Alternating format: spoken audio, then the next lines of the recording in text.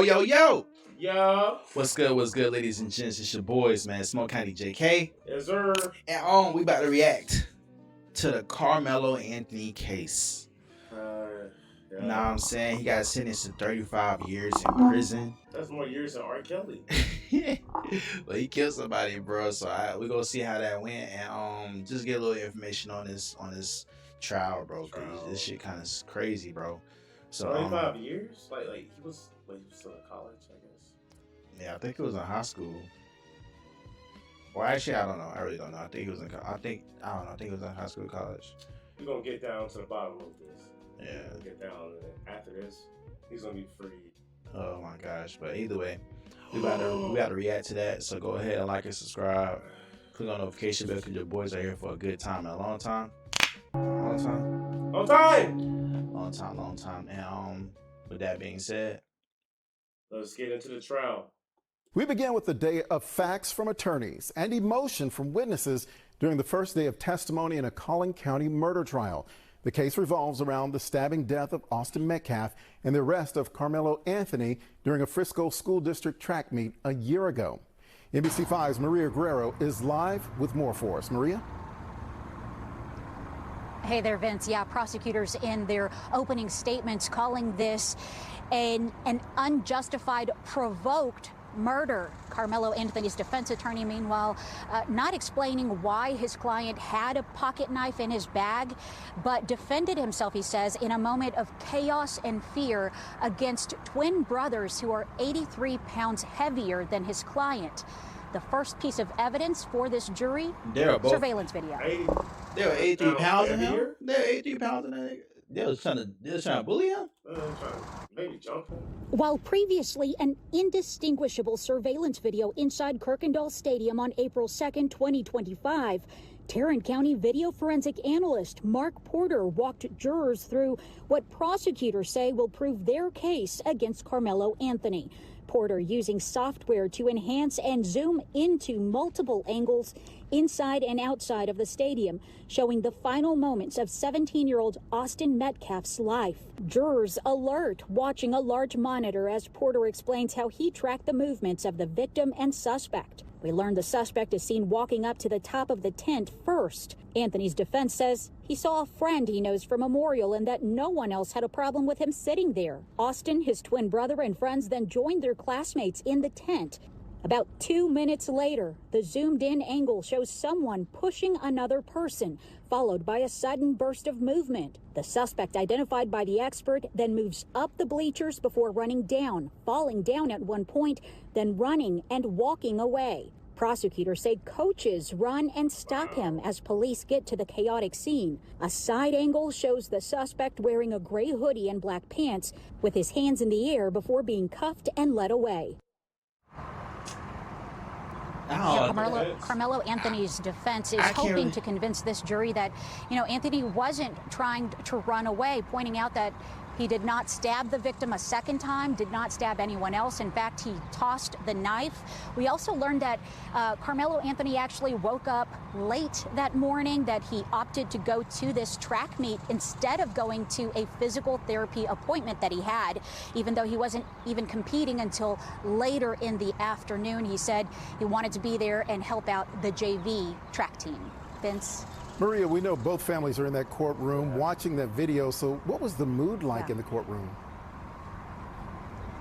And both families have 15 seats each to have their loved ones and support system with them. They are being very heavily guarded. Both families are, but I could tell you that you could really hear a pin drop inside of this courtroom. I do want to say, Vince, that I think that part of it was due to this no-nonsense judge. He's already warned people that he will kick them out if they continue to talk, so you could not hear anything besides that.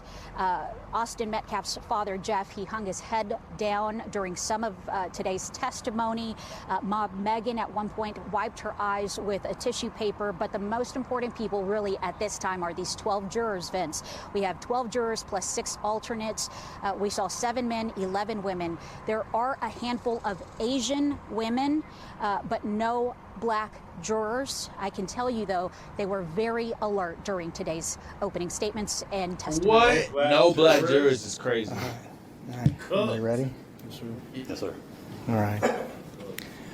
And this is Good evening. supposed to I'm be- Greg. hold on. This is the family, the victim's family speaks after. And that was with the twin brother. Yeah. Willis, Collin County District. I ain't gonna lie, bro. He kind of like them little, He look like them assholes in them Disney movies. Like, him and his brother probably walked around bullying people with the. It's like that's what they look like. I ain't gonna say that's what happened, but He do. He give me that. like look he up. like I ain't gonna lie, he like I'm an asshole, bro. He got a sleeve. What that mean? He kind of. I'm just seeing like I got an asshole. I ain't gonna lie. Like the hair. Like just high school the music. eyes, bro. It just looks. I don't know. Hey, bro. I think they said. I don't know, bro. I gotta say. I wish I could see the video. Attorney. Today, justice was served. A year ago, when this senseless murder unfolded, I said that it had struck a deep nerve in Collin County and far beyond. I asked our community to ignore all the noise and Probably instead sad. be level-headed and patient as the process worked. And today, the process delivered accountability. We are grateful to this jury, and we are grateful that the good citizens of Collin County had an opportunity to weigh in on this case. I'm proud of the exceptional work of Bill Werski and our team of prosecutors, DA investigators, and victim advocates, and all the good and outstanding men and women of the Collin County District Attorney's Office. We thank all the parents and their brave kids who did the right thing. Despite the trauma of witnessing the senseless murder at a school track meet, they cooperated fully and testified truthfully. Their courage was essential to securing justice in this case. I'm especially honored to be joined here today by Jeff and Megan Metcalf and their son Hunter. Their strength and grace through this has been their strength and grace throughout this unimaginable journey has been inspiring. They won't be taking questions at this time, but their presence here speaks volumes about their commitment to seeking justice for Austin. I want to thank Judge Rhodes for presiding over this trial with fairness and efficiency. I want to thank Frisco PD for their investigation. I want to thank the Collin County Sheriff's Office led by Sheriff Skinner for providing the security for the courthouse. I want to thank all law enforcement throughout the county for making this a safe trial for everyone. This verdict sends a clear message. Violence like this won't be tolerated in our Collin County community, and we remain committed to protecting our schools and standing with victims and their families. Well, there you have it. Oh. So now let me see. Let's see. Track meet stabbing trial. Students who was friends with both defendant testifies.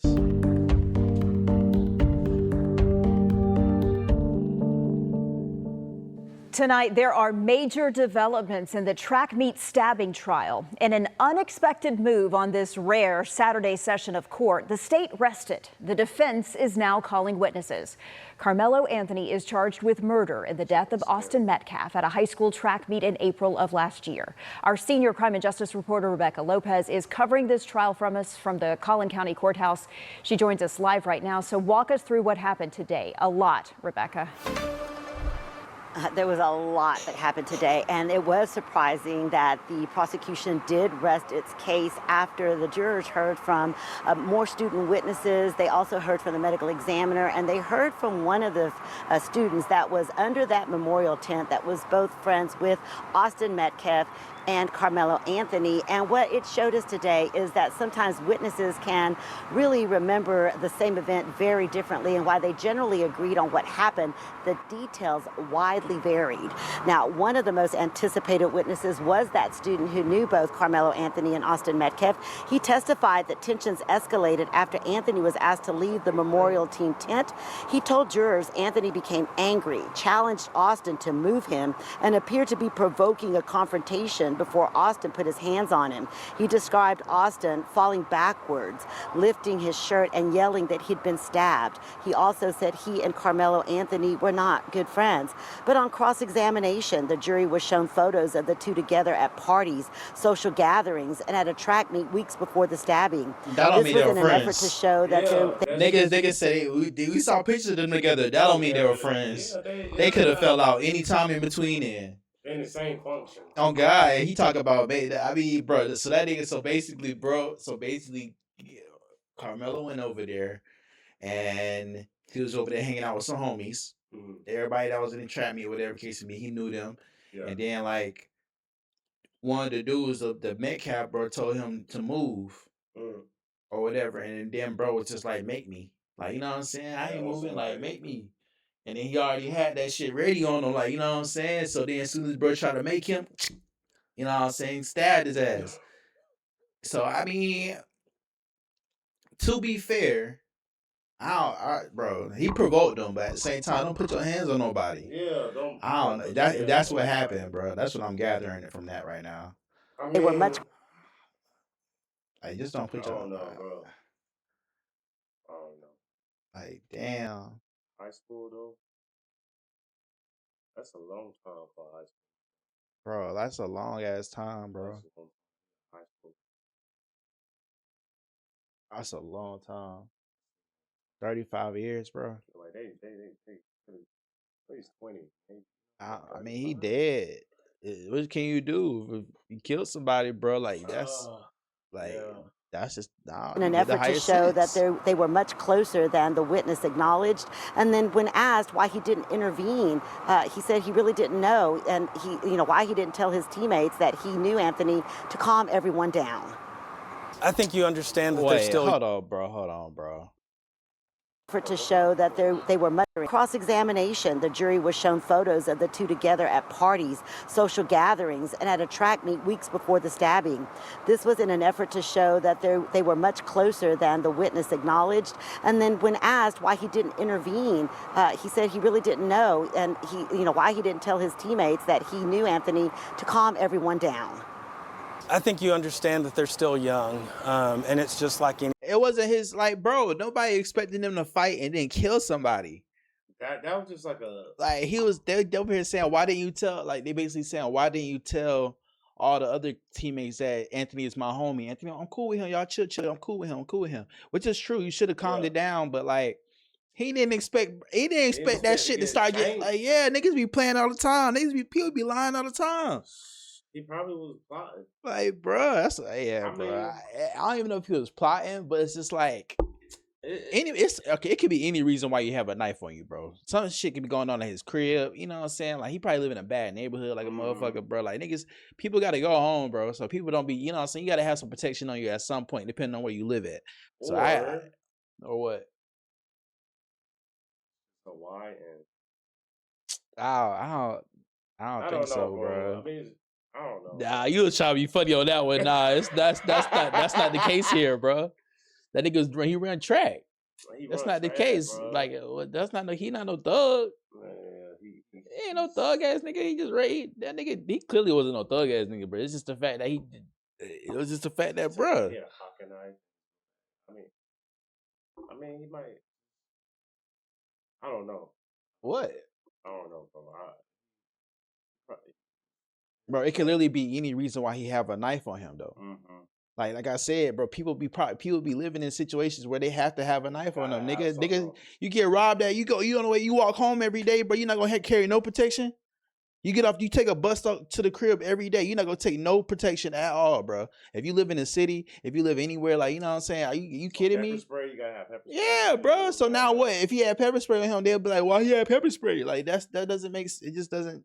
That doesn't negate nothing. Don't get me wrong, but it doesn't answer anything either.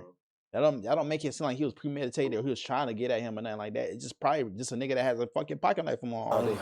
And it's just like anything with time. You're sometimes going to get some discrepancies within what they said. You know, you listen for what are those big key elements or those big key points that someone's going to make, and whatever it is that they say, have they veered or varied off of that? And And the defense called its first witness a Centennial track coach who testified that there were no real rules that no one could go into another team's tent. He says it's very relaxed at track meets, and they often go into other people's tents. He also said that they did not have a tent that day when it was raining because they did not have the manpower. And he also said that they always have a coach inside that tent because they know that sometimes there is a confrontation, there could be confrontations between students. And the defense is trying to show that they didn't understand why Memorial's players were so intent on not having somebody under their tent and why there was not a coach there supervising them to reset. That's what I was trying to think. Rebecca, bro, before we let you go. That's what I was thinking, like, bro, who the fuck are y'all to tell me not to sit right here anyway? Like, that's what I was saying, like, bro, if somebody told you to get the fuck up and they cursed, they, bro, make me. On my soul, make me. Like, what you mean? Like, that's what I was thinking, like, he provoked them in it could be considered provoking, but it's at the same time, bro, if somebody tell you to do some shit, tell you to get the fuck up, and you already been sitting here, you cool with the homie sitting right here, y'all having a good time, everybody chilling and shit, then somebody tell you to get up and it's raining man, get up is crazy. Yeah, my fucking face. Just a couple more questions. I think a lot of people expected that Austin's twin brother, Hunter Metcalf, would testify. So why didn't prosecutors call him before they arrested? Well, you know, Hunter Metcalf has not been inside the courtroom because there is a rule that potential witnesses cannot listen to other testimony. And so he has not been in the courtroom, but our legal expert believes that perhaps the state is waiting to call him as a rebuttal witness after the defense finishes its case. And then one more thing. I know the medical examiner testified. That can be really difficult for family members. So what was that like? How did the judge handle that particular testimony? The judge basically told the courtroom if there's anyone here that does not want to listen to the medical examiner because it's going to be very difficult to listen to, the details were going to be graphic and the pictures were going to be graphic. So he asked anyone that didn't want to see that to leave the courtroom. The family of Austin Metcalf did, in fact, leave the courtroom, as well as some other people that were there to watch this trial. And so then they did show the pictures of the autopsy, but only to the jury. The rest of the gallery didn't see it. But you can imagine, Teresa, it is a difficult moment, and that was a very difficult moment for Austin Metcalf's family. It's so hard for everyone involved. All right, Rebecca Lopez, our senior crime and justice reporter, continuing our live coverage on this rare Saturday session in a court in Collin County. Rebecca, thank you. I mean, was his was his body mutilated? He just got stabbed. Autopsy. I know, but was it mutilated or something? Like, was his body fucked up? Like, he stabbed him a bunch of times and shit, scratched him up? I thought he stabbed him once. That's what I've been thinking. They said he stabbed him once, but they make it seem like he was like, yeah, like he can't see it. They can't see his fucking body. It was so hard to see his body. If he got stabbed once, bro, his whole body was probably fine. I don't know. Just one stab wound. WFAA is bringing you in-depth coverage from inside that courtroom. We've been telling you cameras are not. Huh? Something's off. What you mean? Like just as far as with the whole, like they're not putting enough information out. Yeah. I mean, they are, but like they're not at the same time. I mean, nobody just gonna say, all right. So the way I see it, right? They did give the information. The information was just simply put like dude pulled up. He missed whatever, like he just wanted to pull up just because, you know what I'm saying? Mm-hmm. And whatever team or friends that he had at another school or whatever was there. So he went to go sat at their tent or whatever case may be, and then another group of one of the teammates on that, one of the teammates over there was just like, yo, you gotta get up, and he was just like, make me. And he already had the knife on him. He pulled the knife out, stabbed the nigga that tried to get up and try to make him, basically. And I guess that he saw, in my understanding from being black, mm-hmm. If I see more than one dude, bro, I'm grabbing whatever the fuck I got. I ain't gonna lie. And he said if he saw his twin brother, bro, and he saw some other people like trying to get on him or some shit, yeah, bro, it is what it is. Like, and I can't say, you know what I mean? So, but in the eyes of the law, the nigga said, make me. He said, make me. If he said, make me, and then the dudes do something and he stabs them, I mean, by law, it's like they're gonna say that he provoked them. I mean, he provoked them so he can do it. That's what they're gonna say. They put his hands. They attacked first. Technically, like it was technically on some like they was trying to the dude tried to grab him, get him to get up or whatever case may be, and he just stabbed him. You know what I'm saying? But they trying to rule it as not. That's what the whole thing was. It was either self-defense or it was just like, you know, murder. You know what I mean? Mm-hmm. But like, and I guess in rooted in this situation, they try to call it, they considered it murder, bro, because he provoked them prior to by going over there and also by saying "make me." Like, it's crazy because like where they were at, there's no cameras present. Yeah, I mean they had cameras. That's what they showed in the jury. That's what they showed. They showed the jury the footage. That's what the first video we saw. They showed they just didn't show. We just didn't get to see it. They showed the jury the footage of what happened, and that's just what they came up with. No black jurors. Yeah, there was no black jurors, but yeah. But yeah, they showed them footage. I mean, I don't think it would make a difference if it was if it was at least one. If it was one, you know what I'm saying? I don't even think it'd make a difference if it was one. They got probably like 3 or 4. They really had to try to be opinionated, but that would be biased at that point. Yeah.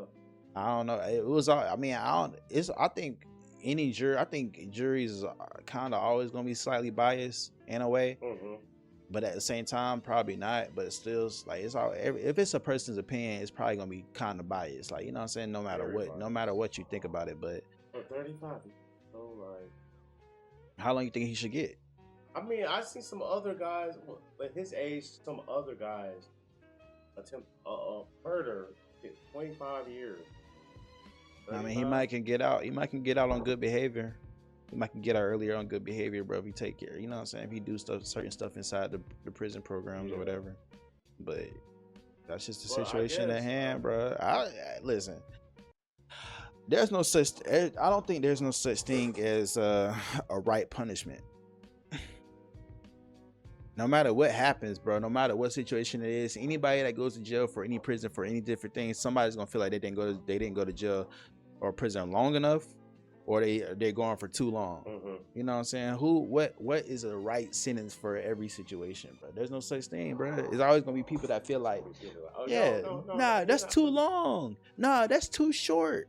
Nah, he should go to jail for this. Nah, he should go to, you know what I'm saying? It's always gonna be opinionated, bro. So there's no such thing as the right punishment, bro. So hopefully, you know what I'm saying? Hopefully in some case he gets out. Yeah, he gets out, you know what I mean? For his family's sake. Yeah. And also for the other family's sake, they got their justice that they wanted, bro. This is just bottom line, I guess. So, you know what I mean? But shit, bro. Damn. That situation is crazy, though, bro. I can just wholeheartedly say, though, bro, like, I'm a make me ass nigga. I'm a make me ass nigga, bro. Like, somebody tell me some shit, like, who the fuck is you talking to? Like, what you talking about? Like, it's certain things you gotta say against the law so you won't get in trouble for it. Like, you gotta be like, I fear for my life. You gotta say shit like that out loud. I fear for my life. Please do not come over here. Yeah, please do not walk towards me. I have a knife. I will stab you with it. And if somebody call your bluff, then it's self-defense at that point. But he a child, bro. Niggas not gonna remember to say no shit like that. You know what I mean? So, I mean, hey, man. And it's young though.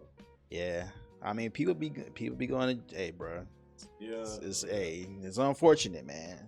Very, very unfortunate. All right, bro. That's it. That concludes that video, man. Y'all go ahead and like and subscribe. Click on notification bell because your boys are here for a good time. A long time. Long time. With that being said, it's your boy Jay. Brazil. Bye, guys.